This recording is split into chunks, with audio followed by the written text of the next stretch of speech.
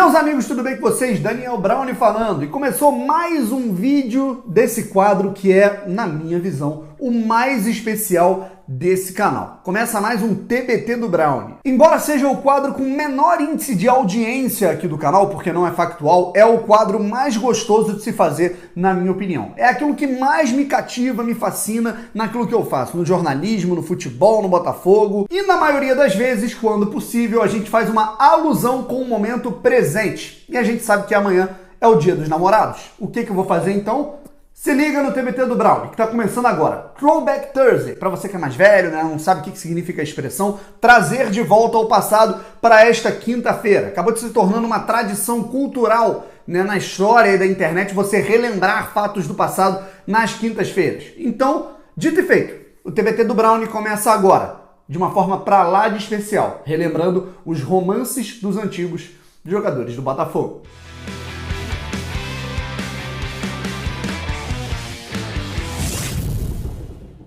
Antes de começar, eu quero mandar aqui um abraço, né, um beijo, um carinho especial para minha namorada Vitorinha, né, que alguns aqui conhecem. Ela media aqui as lives, ajuda aqui no canal, né, então um abraço para ela. Vitorinha, beijo, te amo, tô com saudade.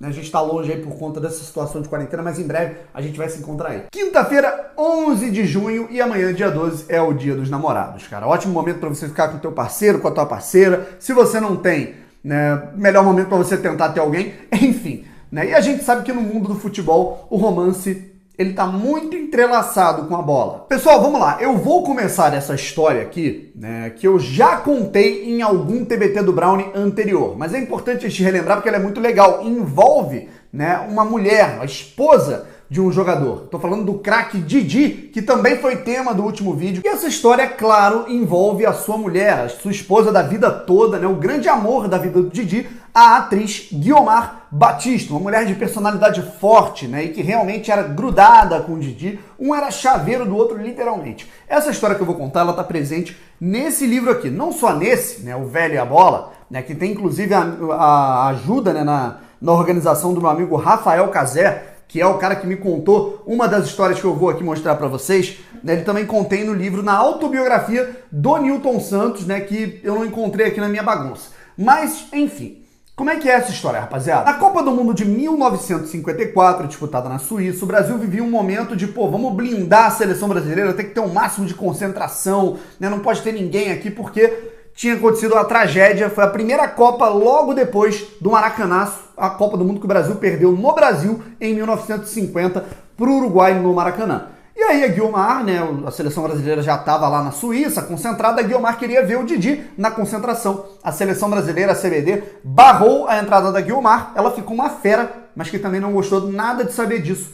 Foi o meia Didi. Didi então decidiu, às vésperas de uma Copa do Mundo, semanas, dias antes da grande estreia, fazer uma greve de fome. Ele falou que se ele não pudesse ver a esposa dele no momento em que ele não estava treinando, que ele não estava fazendo nada, ele também não podia comer, ele não podia fazer absolutamente nada. E ele realmente estava ficando sem comer, cara. O cara estava literalmente morrendo de fome. E aí o nosso querido Nilton Santos faz tudo, o cara cuida de tudo, chegou pro Didi e falou: meu irmão, você vai passar mal, cara. Você já tá aí há não sei quantos dias, né, sem comer absolutamente nada, né, só tá fumando. E aí o Didi falou: cara, eu vou te falar, eu tô com uma fome absurda mesmo. E aí o Nilton Santos falou assim: Didi, ó, eu acho que você tá certo em fazer essa greve de fome, não existe os caras não deixarem você ver a sua esposa no momento que você não tá fazendo absolutamente nada, mas eu também não vou deixar você passar fome, né, eu vou compactuar com o teu silêncio, eu vou fingir que você está fazendo essa greve de fome, mas eu vou te ajudar a comer alguma coisa. Então o Nilton Santos vestiu um casacão, foi à recepção do lugar em que eles estavam ali, um restaurante, né, que eles estavam concentrados,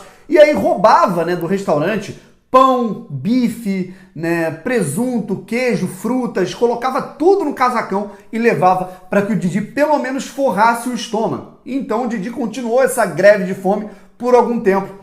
E mesmo assim estava comendo ali porque o Nilton Santos estava acobertando essa verdadeira prova de amor do Didi pela sua esposa. O próximo personagem da lista para falar dessa história, que eu dito aí como uma das mais legais que eu já li, contém esse livro aqui que está à esquerda na estante. Né? Eu estou falando aqui de Heleno de Freitas. Eu quero agradecer bastante ao meu amigo Marcos Eduardo Neves, está aqui o nome dele. Ele escreveu esse livro, a biografia do Heleno de Freitas, não só do Heleno, mas a do Alex, né, que jogou no Palmeiras, a do Renato Gaúcho, enfim. O Marcão é um grande escritor, um grande biógrafo, e ele me ajudou, eu entrei em contato com ele, ele me ajudou com algumas histórias, né? Porque eu li esse livro aí tem muito tempo, né? Então ele alinhou um pouco o que eu pude falar aqui. Heleno de Freitas foi o primeiro grande bad boy, vamos dizer assim, do futebol brasileiro. Playboy, galanteador, um cara que gostava de usar roupas caras, né? Gostava de andar de carrão, né? Jogava vinho pro alto, jogava champanhe pra cima, né? E mesmo assim dava show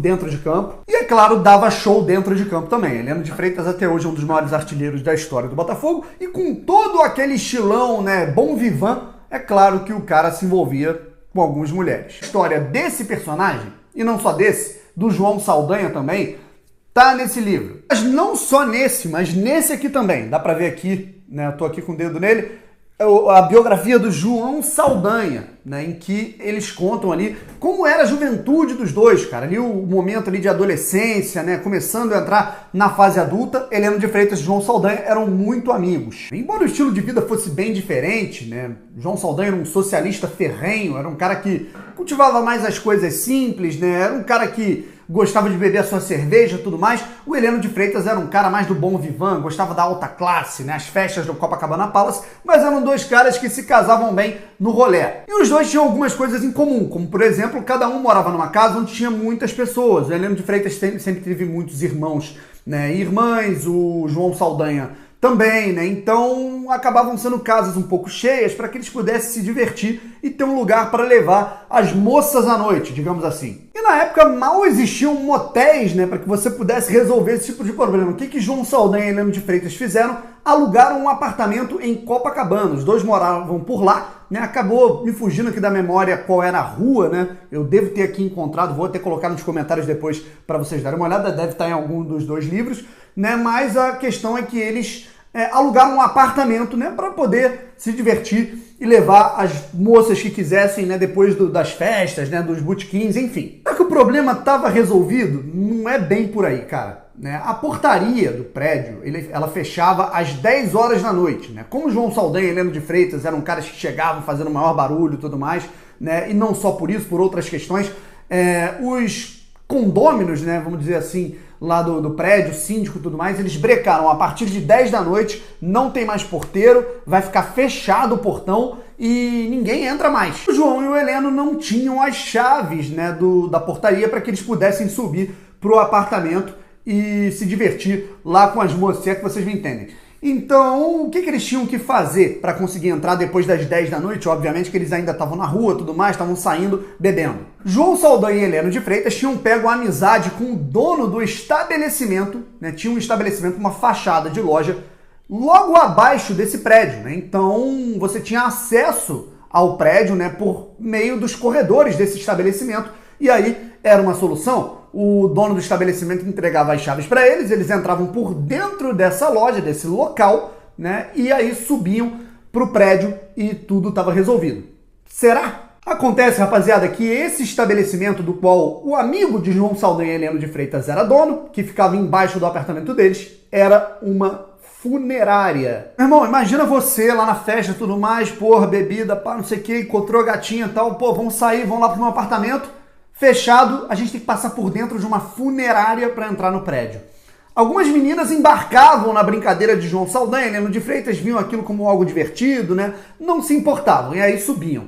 Outras iam uma vez um pouco assustadas, né, com toda aquela situação, vários caixões, né, espalhados, né, pelo lugar em que o pessoal, né, passava, e outras, meu amigo, nem sequer entravam. Falavam, você tá maluco que eu vou entrar para entrar no seu apartamento, eu tenho que passar por dentro de uma funerária, mas eu não vou mesmo. Então, João Saldanha e Heleno de Freitas tinham duas missões ao longo da rotina, né, de festas e de rolês aí aleatórios pelo Rio de Janeiro. O primeiro era conquistar as meninas, o segundo, convencê-las a passar por dentro de uma funerária para que eles pudessem se divertir lá no apartamento. A penúltima história que a gente vai contar aqui trata do maior artilheiro da história do Botafogo, Quarentinha. Essa história está presente na biografia dele, escrita pelo Rafael Casé, né? Dá uma olhada aqui o nome dele. Então, ele me ajudou. Também entrei em contato com ele, um cara que eu considero um grande amigo, né? E ele me ajudou com essa história, né? Contando que tinha, né, uma história curiosa a respeito do Quarentinha para contar. Cara, e que história! Em meados ali da década de 60, né, quando o Quarentinha ele jogava no Botafogo, o Quarentinha era casado com a Dona Olga, né? Com quem foi casado pela vida toda, né? Inclusive, a Dona Olga ajudou o Rafael Casé a escrever muitas das histórias que estão ali presentes nesse livro, e uma delas a gente vai contar aqui agora. Quando jogava no Botafogo, o Quarentinha ele tinha uma amante, né? Ele era casado com a Dona Olga, mas ele tinha uma amante. E sempre que ele chegava de viagem pelo Botafogo, né? Ia para as excursões na Europa, no México, em outros lugares, ele tratava de comprar presentes para a esposa e também para a amante, com quem ele tinha um relacionamento muito afetuoso também. Então o que o Quarentinha fazia? Numa mala, que ele levava para casa, ele levava os presentes, né, para os familiares dele, para a esposa dele, e na outra mala ele separava diversos presentes para a amante dele. Só que ele obviamente não levava para casa. Ele pegava e colocava na alfândega, né, lá no aeroporto, e destinava, né, pedia para que o aeroporto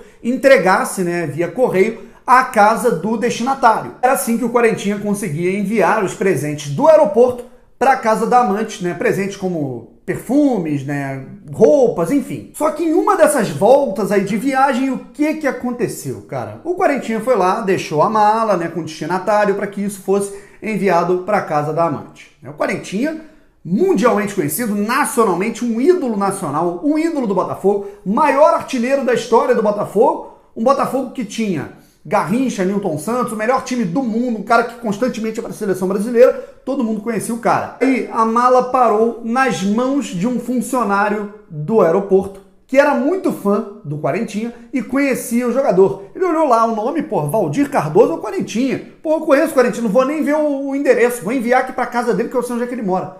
Ou seja, a mala que deveria ir para a casa da amante acabou indo para a casa do Quarentinha e parou nas mãos da esposa, a Dona Olga. A Dona Olga olhou aquela mala, né? Abriu a mala e viu, lingerie, algumas roupas que não cabiam nela, vestido, né? Algumas camisas, calças, aquilo não cabia nela. Perfumes, não usa esse perfume. E aí que ela começou a ligar os pontos e deu uma coça no Quarentinha, acabou tendo uma crise danada no relacionamento. E não para por aí. A amante do Quarentinha, cujo nome não foi revelado, ficou sabendo disso, provavelmente através do 40, e foi até a casa do Quarentinha e da Dona Olga cobrar os presentes. Ela chegou lá e pediu pro Quarentinha e pra Dona Olga: dá licença, posso pegar minhas coisas aqui que ele trouxe pra mim?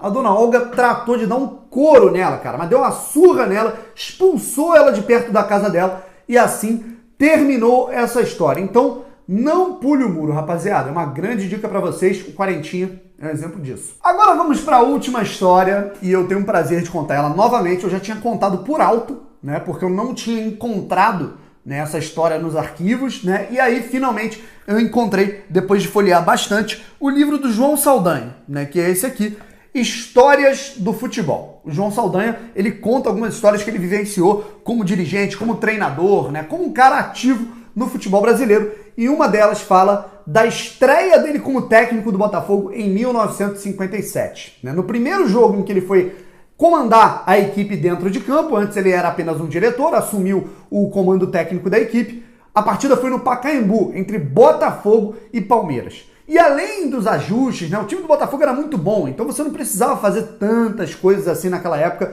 para modificar a equipe. A grande preocupação de João Saldanha era Garrincha, mas não com o futebol dele. Com isso não tinha a menor preocupação. Garrincha era a solução, mas em termos disciplinares. Em toda viagem, Garrincha dava um jeito de fugir da concentração, ir para os bailes, beber, encontrar garotas, enfim. E o João Saldanha falou: cara, comigo esse cara vai ter que andar na linha. Não que João Saldanha fosse um cara autoritário, né? Ele não tinha problema com os jogadores irem sair, inclusive ele participava das resenhas, né? Das saídas com os jogadores, mas, na estreia do cara, o Garrincha já vai fugir? Não, tem que mostrar imponência. Então, os jogadores, junto com a comissão técnica, partiram para São Paulo, né? Se hospedaram ali num alojamento que tinha ali perto do Pacaembu, e no dia seguinte, ou no dia anterior, agora não me lembro muito bem, tinha Botafogo e Palmeiras. Esse jogo terminou 2-2. E de 5 em 5 minutos, no meio da concentração, para averiguar se o Garrincha ia fugir ou não, o João Saldanha ele ia no quarto, né, do que o Garrincha estava com alguns jogadores,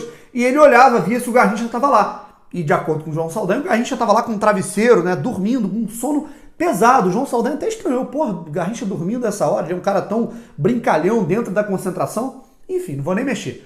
Dia seguinte, tal, acordou, rolou o jogo, tal, voltou, né, tudo certo, voltaram lá pro Rio de Janeiro. O Botafogo, inclusive, naquele ano foi campeão carioca em 57, uma campanha histórica. Um ano depois, quando o João Saldanha já não era mais técnico do Botafogo, ele já tinha pedido para sair, ele preferia ser diretor, tudo mais, o João Saldanha foi a São Paulo, né, e foi abordado por uma moça, por uma senhora.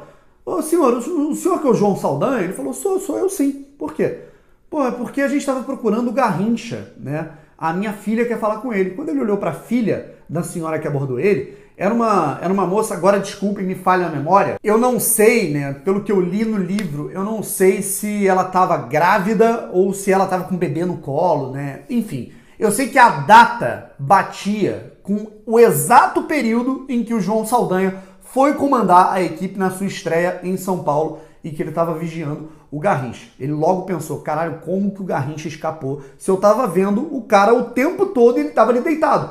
Quando ele voltou pro Rio de Janeiro, ele perguntou pro Garrincha, pô, Garrincha, agora não tem mais necessidade de você mentir, eu já não sou mais técnico do Botafogo, pelo amor de Deus, me conta como é que você saiu ali da concentração, porque não teve como, eu tava ali te vigiando. O Garrincha contou o que ele fez, de acordo com essa história que tá aí, consta no livro que foi escrito pelo João Saldanha.